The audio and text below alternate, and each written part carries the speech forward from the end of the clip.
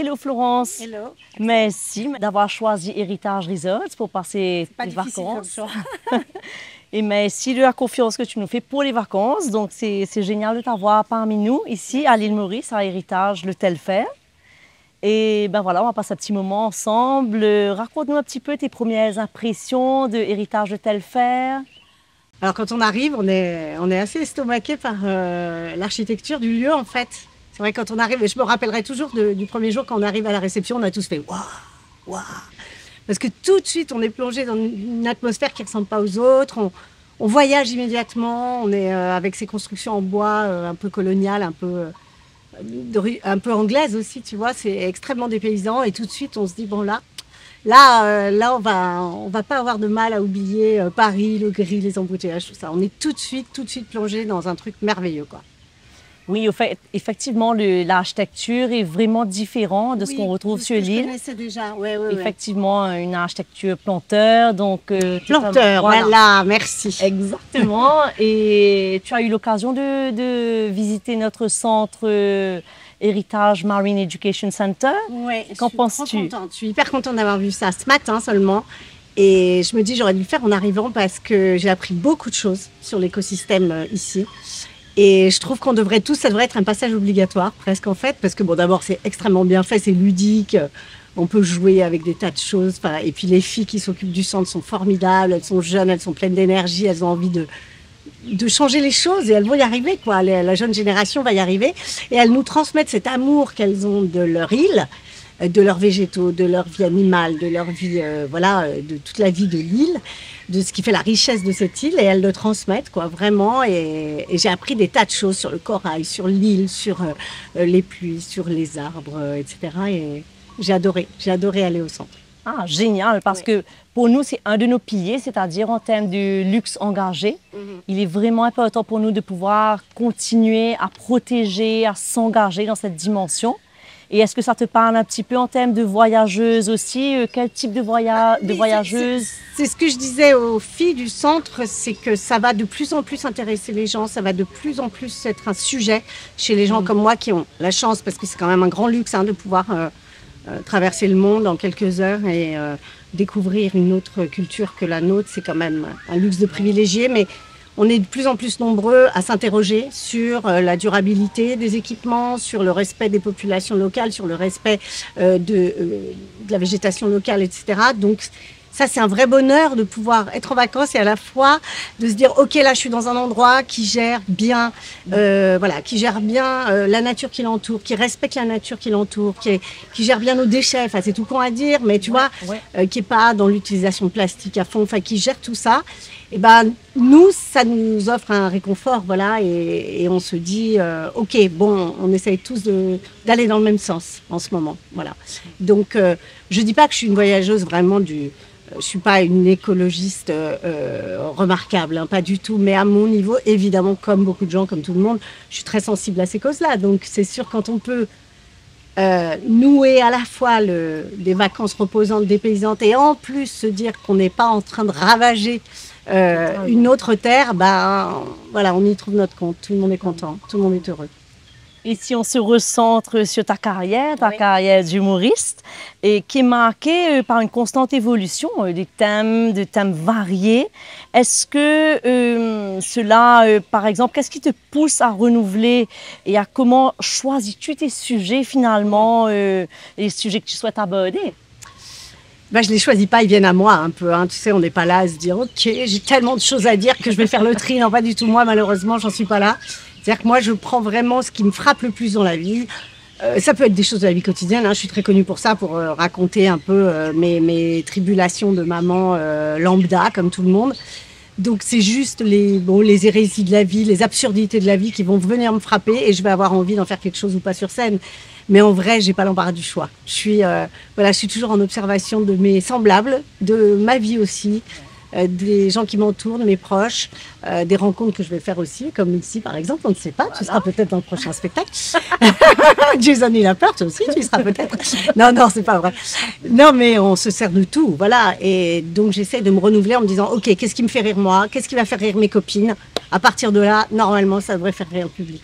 Ouais, c'est vrai que On ne s'embête pas et on rigole toujours quand on t'entend. Et souvent, tu as incarné des personnages assez caricaturaux sur scène. Et y a-t-il une figure ou un type de personnage que tu aimerais encore explorer? Et comment l'humour s'adapte à ses sensibilités? C'est vrai que j'aimerais assez retourner à des spectacles de personnages. J'en fais plus beaucoup. Je suis plutôt dans des spectacles où j'échange avec mon public de manière assez directe, comme si on était dans mon salon. Et puis, ça me manque un peu les personnages que je faisais, notamment à la télé française au départ, il y a une quinzaine d'années, une vingtaine d'années même. Dans Miss Météo. Ouais, et ces personnages-là me manquent, donc c'est vrai que j'aimerais bien revenir à ça. Et dans les personnages que j'aime faire, c'est plutôt les puissants que j'aime caricaturer, parce que je trouve qu'ils sont en général plus drôles. Tu vois, les hommes politiques, les chefs d'entreprise, les gens puissants, je trouve qu'ils sont plus drôles à caricaturer que les autres. Ouais.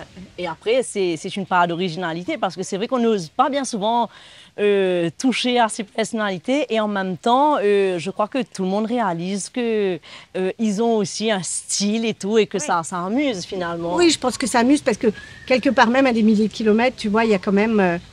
on est tous un peu pareils. Enfin, la vie, elle se reproduit de la même manière, les sociétés se reproduisent quand même de la même manière, même si le cadre est très différent.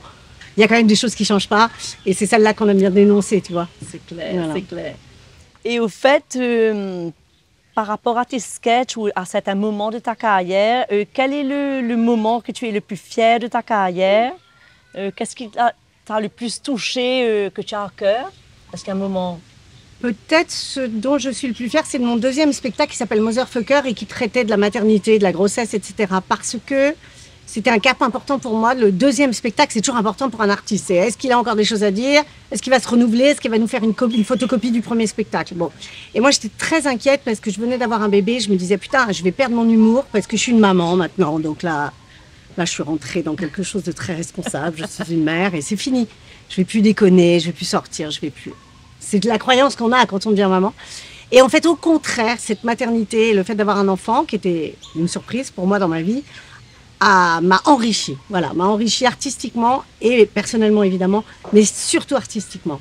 Et c'est ça dont je suis le plus fière, c'est d'avoir transformé cet événement de vie en un spectacle, je crois, qui a touché beaucoup de mamans, beaucoup de jeunes mamans. C'est beau ce que tu dis, c'est vraiment beau, parce que c'est ce qu'on ressent aussi. Maman, moi aussi je suis maman, et c'est vrai que c'est des grandes peurs qu'on a en tête, et finalement après on les dépasse et on se sent un petit peu grandi de tout ça. Ouais, puis on se rend compte qu'on ne change pas tant que ça, qu'on reste des enfants dans nos têtes, avec un peu plus de responsabilité, mais voilà, que la vie peut être encore marrante, quoi.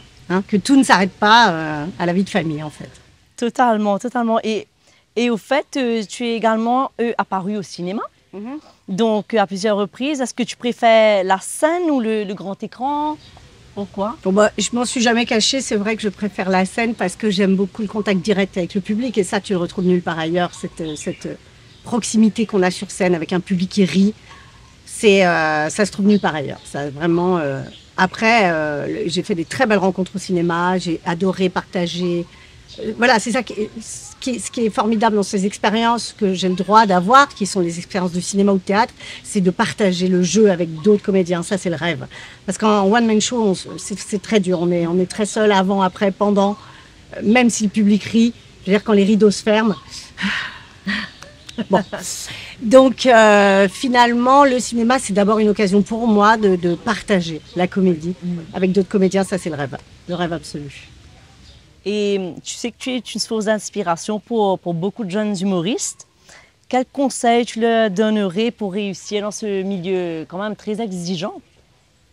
Bon, moi, je suis très mal placée pour donner des conseils. D'abord parce que chaque trajectoire est différente, surtout de nos jours où les jeunes artistes démarrent beaucoup plus vite, notamment avec l'aide des réseaux sociaux, ce qui n'était pas mon cas en 1947, quand j'ai commencé ce métier, que je parlais comme ça.